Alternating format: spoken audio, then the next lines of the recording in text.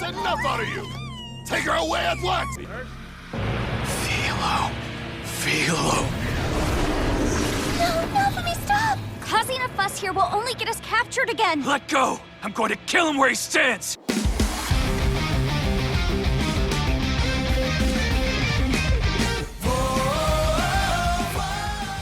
Greetings once again, my friends, and welcome back to Geek News Anime Night, where we take a season of an anime and we go over episode by episode, analyzing the best, the worst, and everything in between. I am your host, Adam Mickelson, aka Drac. I hope everybody's having an awesome day or night when you're listening to this.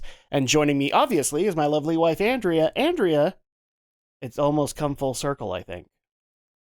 I think we started season 2 in December of last year? I want to say we did, but I might be wrong. Not sure. It's taken us a year to get through a 13-episode season. But technically, in our defense, we also did season 1.5. How are you doing, Andrea? I'm tired. I get it. But, thankfully, we were actually able to get to some more Shield Hero. And we're on episode 9. Is it official? Last 9, 10, 11, 12? Yeah. Yep, we're on the last 5 episodes. So, what are we expecting as the plot twist or the cliffhanger at the end of this season? Everybody dies. No, I'm kidding. You wish. No, I don't. I know. Okay, so let's go ahead and get into episode 9, which is Humming Fairy. So, if people remember the cliffhanger that we had, Raphtalia has been kidnapped by Kyo and his new friends. But we were originally aiming to go to the country of Sickle because they would be able to help out Naofumi and crew. But of course, they arrive in Sickle, and the first thing Naofumi wants to do is go back because he wants to go save Raphtalia.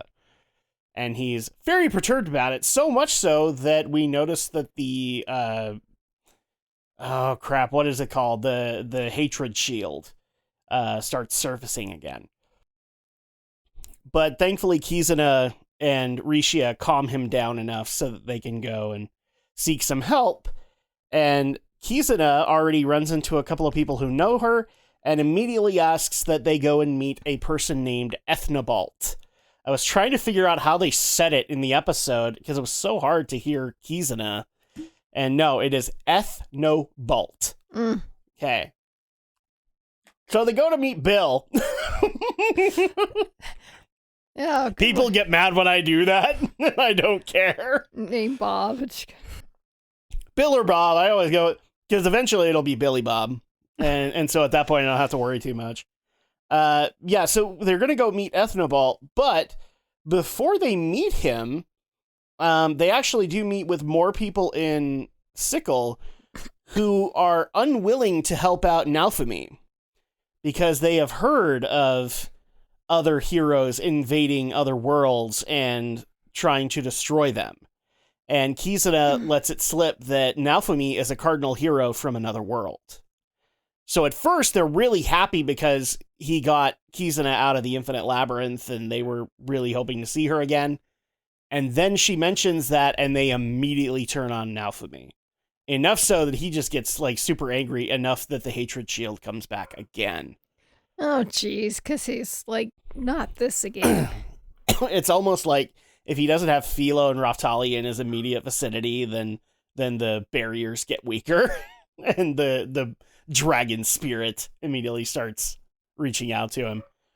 So he gets so mad that he eventually just turns around, and that is when we meet Ethnobalt, which is a wizard-like dude who is floating on a platform. Okay. And apparently he is the boat hero. Yes, you heard me right. The boat vassal hero. He's the wielder of the boat vassal weapon. He is the boat hero. So Ethnobalt immediately responds to Kizuna's call, and they work out a strategy to be able to find Raphtalia. While they are doing so, Ethnobalt, or what's the word I'm looking for, gives back a particular item to Kizuna that is of some importance. Apparently, Glass was keeping or taking care of it, and then eventually gave it to Ethnobalt. It turns out that it is a Shikigami. No, not Shinigami. I know, I made that mistake too, guys. I watch too many things with gods of death. Shikigami, actually, really quick, let me get a definition here because I don't know the difference, and I know I'm already going to screw it up and say Shinigami a couple of dozen times in this episode. So Shikigami is basically a ghost. And the way that they explain it is that the Shikigami has a connection to a particular person. In Kizuna's case, her Shikigami, Chris, has a connection to her. Or to Glass. Sorry, a connection to Glass. And so he is able to find Glass wherever she is, as long as she's on the world. So at that point, like, he knows where she is because his soul is tied to her. That way, Kizuna will know where Glass is. So they actually come up with the idea of creating a Shikigami for Naofumi in reference to Raphtalia. That way, he can at least know either she's safe or not, and there will be a way to find Raphtalia in the end. So, they do this by collecting a scrap of Raphtalia's hair that was stored in the shield. Ew. And they create... they create a Tanaki out of it. Do you know what a Tanaki is? Some kind of a raccoon. It's a raccoon spirit monster, roughly, in Japanese folklore. The reason that I was freaking out was because one of the things that defines a Tanaki, aside from like a regular raccoon, is they have enormous nuts. And so basically I was freaking out because I'm like, oh no, it's a male Raphtalia. No! And thankfully that's not the case. But the Shikigami immediately can tell us, like, she can't talk that much, but she can at least tell us where Raphtalia is, which means Raphtalia is alive, at least. So while they go to try and regroup and be able to find a proper solution to be able to go find Raphtalia, I think they were... Oh, I don't think this was the town that they were at for the next major part of the story. But we immediately learn a couple of interesting things about Ethnobalt. One of which is that he is basically this world's equivalent to Fitoria. So it's just a human guy. He actually, Naofumi notices that he doesn't smell human. Interesting. Okay. Yeah. I guess he's got a gamey smell to him. I don't know what to say aside from the... I don't know how you would keep track of that, but good on you, Naofumi. And he immediately changes into his original form, which is a giant rabbit. It's the Easter bunny. Might as well be. The other thing I was thinking of is, did you ever see that show on Nick Jr. where it was like a bunch of rabbits? Oh, That's yeah. what I was thinking about too. It's like, oh, geez.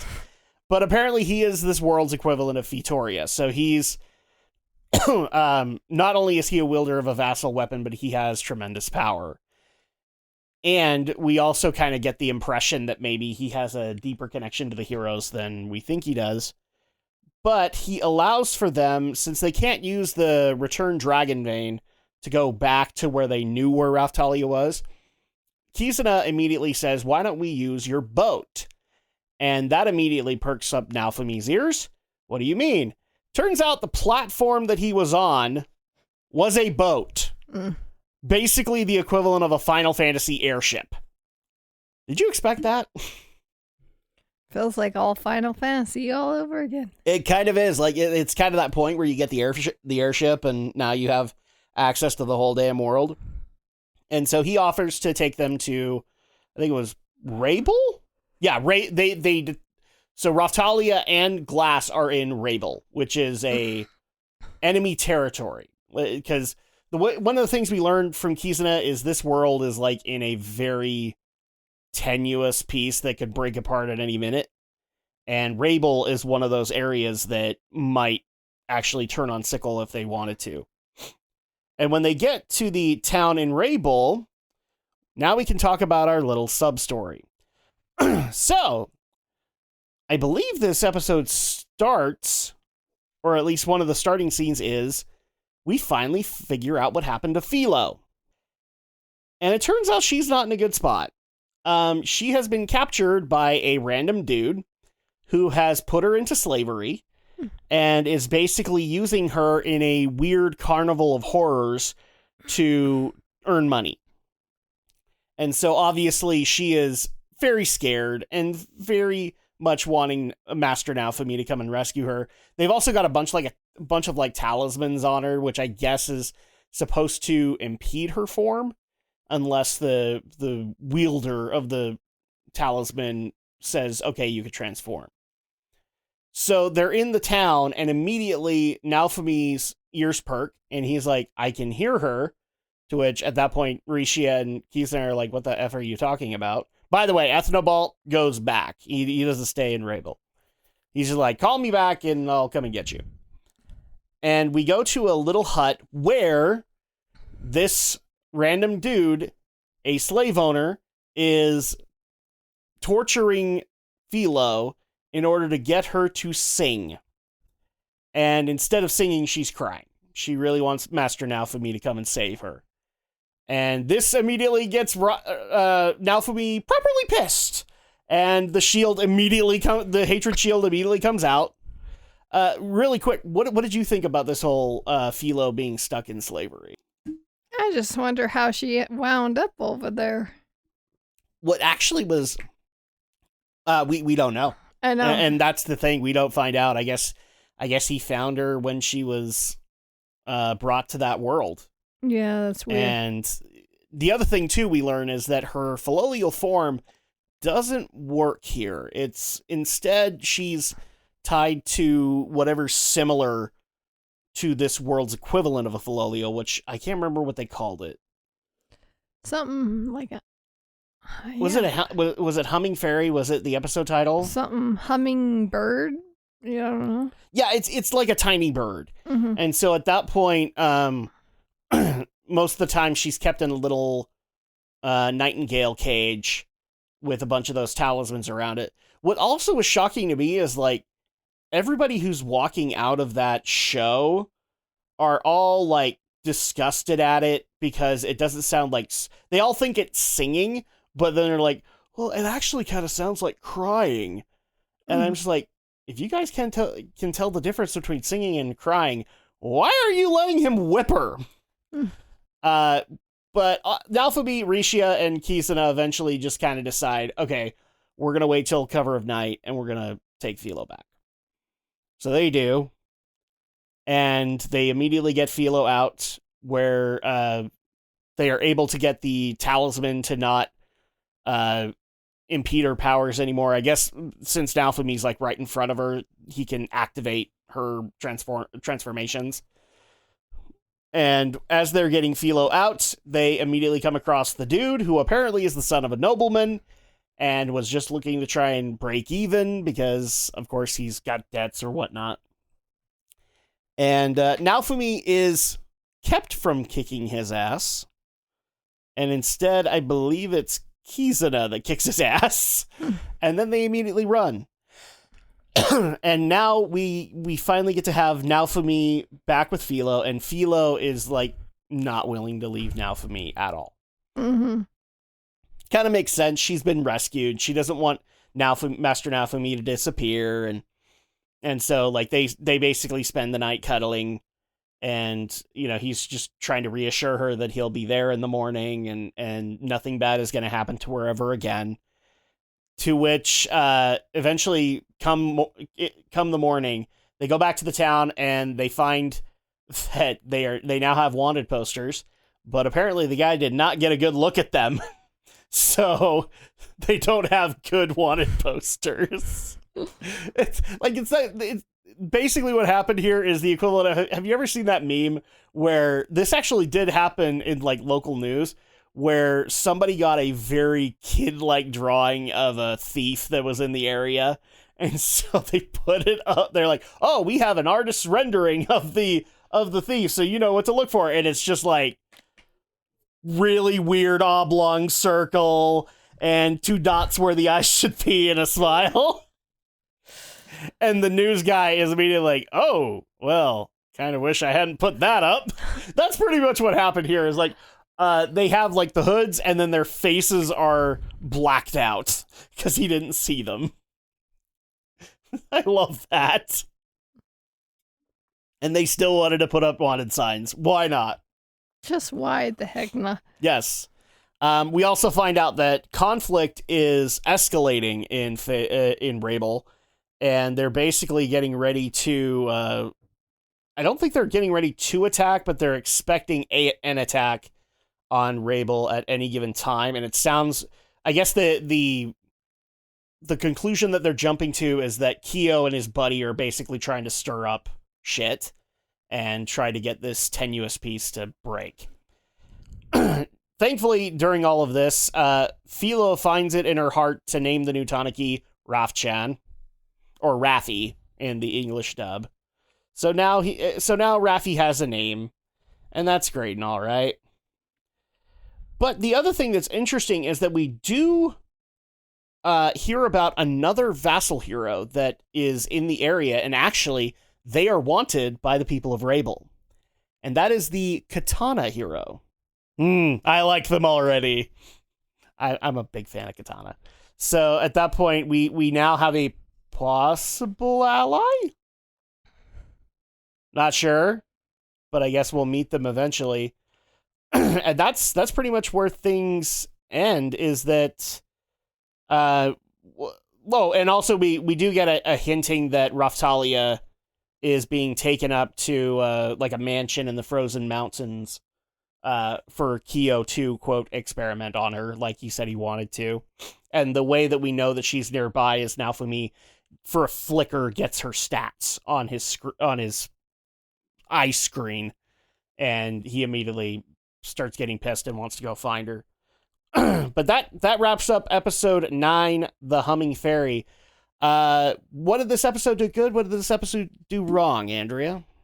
Well, like I said, we still don't know like how Filo got separated by... No.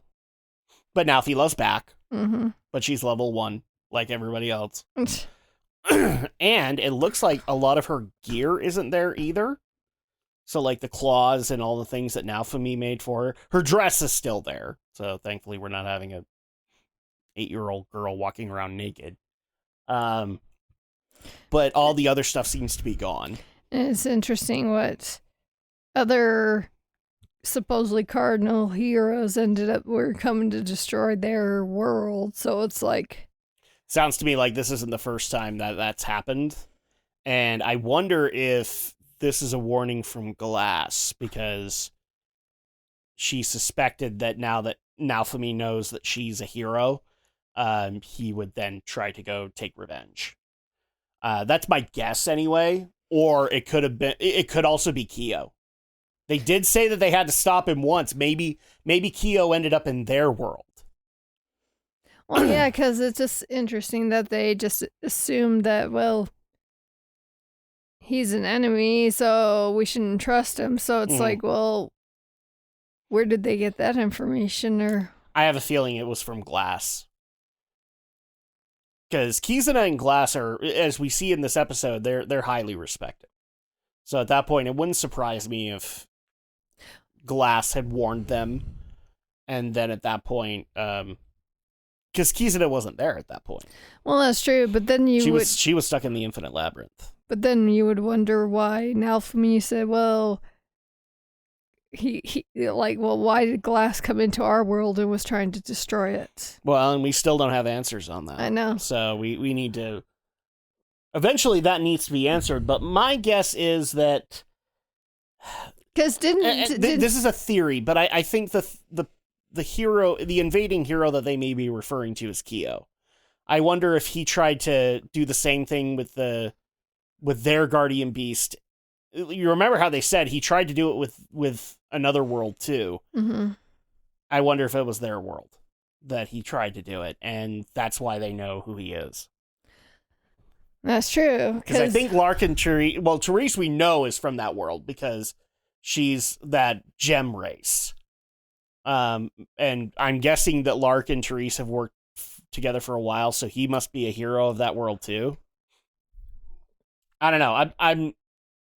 I'm spitballing here because again, we don't have a whole lot of because didn't both information. Rishia and Kitsia, is that her name? The other girl. Kizuna? Oh, okay. Yeah. Kiz. Oh, okay. They did not know what they were talking about when they said he was like come to destroy the world sort of thing. Mm-hmm. Well, remember, Kizuna was in the Infinite Labyrinth. So that's so true. my guess is that when Kyo came, she wasn't there.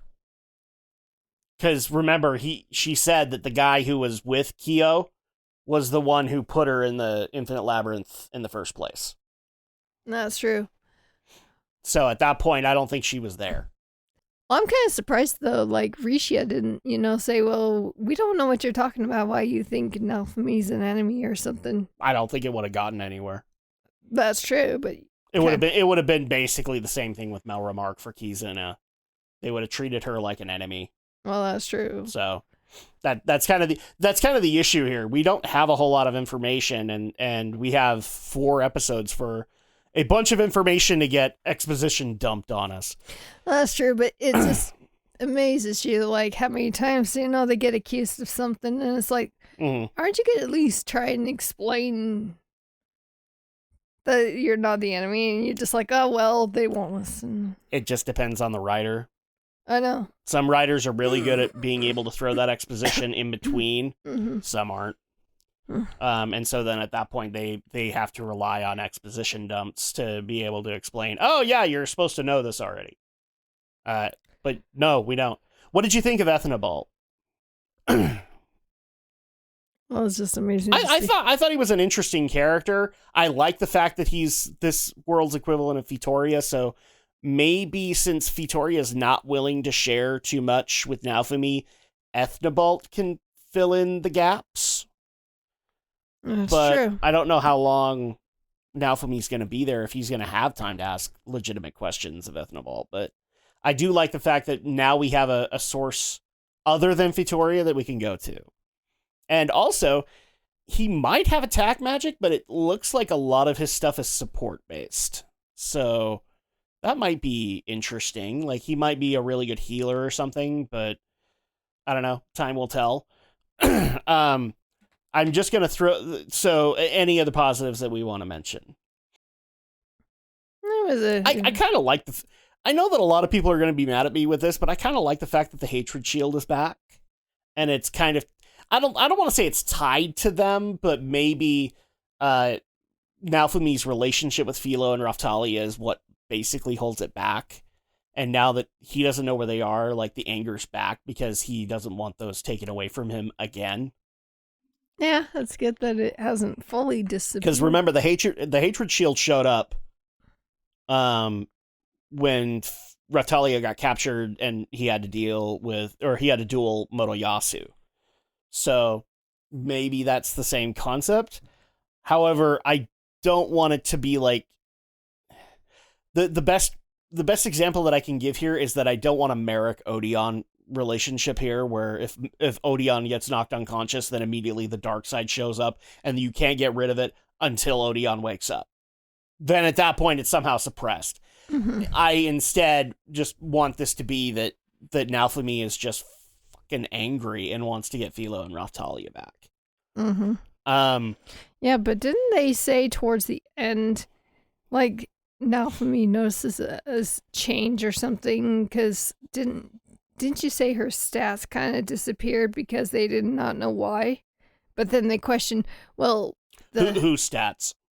Raphtalia's. Well, yeah, so they got a blip in the town where he saw her stats screen, and then it went away.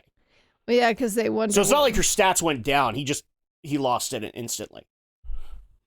So it's like a minor blip on a cell phone kind of thing. So that also kind of got him angry too, because he was like, oh, well, she was nearby and I didn't do anything about it. So getting into the negatives, I think we've already kind of approached this, but the fact that things are still very mysterious is starting to become a real negative. There's a lot of things that still haven't been explained yet, and you have 4 episodes to explain them. And that's a tall order considering that each episode is basically 20 to 25 minutes. And it's hard. Not a whole lot of time. Yeah, and hopefully not all of it is like filler. Well, I mean, this could be a filler story, but I doubt it. True. But yeah, you have 4 episodes to explain that, and that I'm starting to get a little worried. Because if we have like an entire episode that's nothing but an exposition dump, those can tend to be kind of boring. But I am going to say, are we in agreement? Like, the fact that they're not sharing any information we would consider to be a negative at this point? Probably. Because it's starting to get a tad annoying. Any other negatives that we can think of? No. I don't want to say that world building is a negative, because we do have world building going on. But I would like to know more about this fragile piece that is in this world, because it looks like it's going to be a major plot thread in order to be able to move things forward in this world, especially with Kyo. And we don't really know why things are so fragile, and that would be a good thing to know. But that kind of just goes into the lack of information kind of thing all over again. I will also say this is a positive. I like the fact that, you know, in the terms of world building, we are seeing things like Filo, where she doesn't have access to all of her powers, and the birds that she can become here are different, because that shows this is a different world, and this is a different equation to deal with. And the fact that she was also level 1 also kind of helped with the whole narrative of like, oh yeah, we're totally boned because we can't do this. The other thing too that I kind of wish got explained is the way that they got rid of the son of the nobleman. You remember that where Naofumi pulled out a shield that broke his mind but didn't seem to understand what it was? Like, to me, was that weird? Maybe it's like an illusion that he's seeing things, but nobody can see what he's seeing. I guess. I mean, we know that he unlocked a shield when he created Raffi. He got the Shikigami shield, but they made it sound like he's had this shield for a while, and I don't think we've ever seen it. So I would love to be able to know more about it, and also why is he only using it now when he could have easily like broken Kyo's mind in the Spirit Tortoise? Who knows? No idea, but I think we've gone over the positives and the negatives. So out of 5, what would we give Humming Fairy? I'm at a 3. 3 as well. Yeah, it's hard to rate it higher when we have so many questions that aren't being freaking answered. So at that point, I think it's right down the middle. I think it's doing a good job, but we still have a lot more stuff to learn. And that'll go ahead and do it for this episode. So thank you guys so much for joining us on this ride. We really do appreciate it. If you're brand spanking new, remember to like, comment, and subscribe. We really do appreciate that on YouTube, as well as other podcasting platforms like Apple Podcasts, Google Podcasts, Amazon Podcasts, Player.fm, and also Spotify. You can leave reviews there. You can be able to leave comments there. I would love to be able to have this discussion with you guys in the YouTube comments. If there's maybe something that we missed just when we were watching it, I'd love to be able to have that discussion. And when we come back, it is going to be episode 10 of season 2. And hopefully we start getting some bloody answers. But until then, have a good day or night when you're listening to this, and we'll see you next time.